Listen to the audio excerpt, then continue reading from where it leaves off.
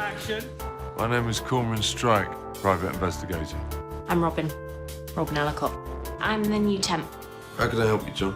It's about my sister, Lula Landry. I think she was murdered.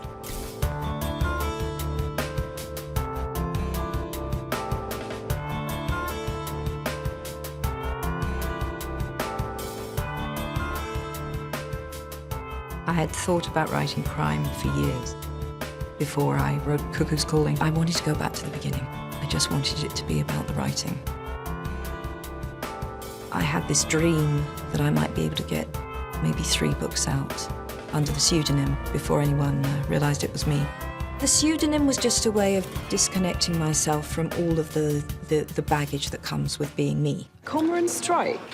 That's an unusual name. Nobody's ever mentioned it before. Cuckoo's Calling is really a chance to introduce Cormoran Strike to the world. He's a detective with one leg. No. Somewhat in debt. He doesn't have that many clients. And an old acquaintance turns up in his office and asks him to investigate what the police have decided was a suicide. People have been coming all day to pay tribute to Lula Landry, who fell to her death.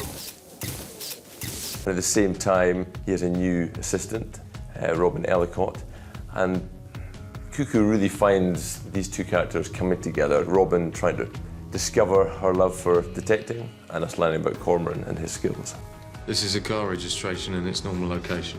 All right. If you were to get inside and check something for me. Strike is entirely imaginary in that he just walked into my head. He's a modern guy, he's fought in Helmand. He's also a guy kind of out of time. You know what's ruined everything? Digitalisation. Letters.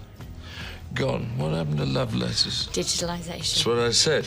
You're not going to write a love mail, are you? What really sets Strike apart from other detectives is he has encountered evil, and he does know what it looks like and smells like, and he's ready to act on it if it needs to be confronted. Cocteau described it as being the life is an infernal machine.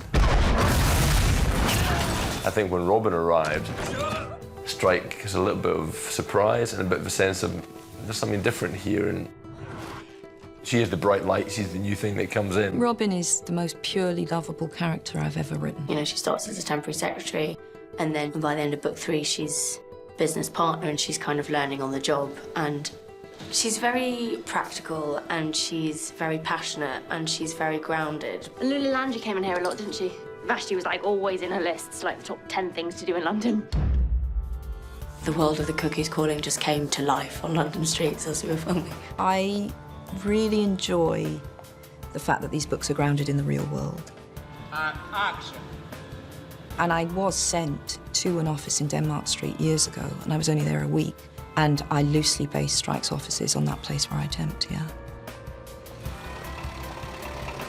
So whether it was Soho and Denmark Street, where he lives, Mayfair, which was the kind of money of Lula Landry's story, and also Hackney and Dalston, which is the sort of new London of cool fashion. So those 3 areas were broken down for Cuckoo.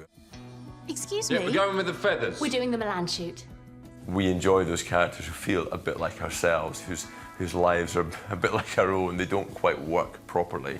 But at the same time, there's a certain romance to Strike. If you wanted to be a one-legged detective living in your office, you want to be him, living in Denmark Street. There's something about TV, detectives on TV.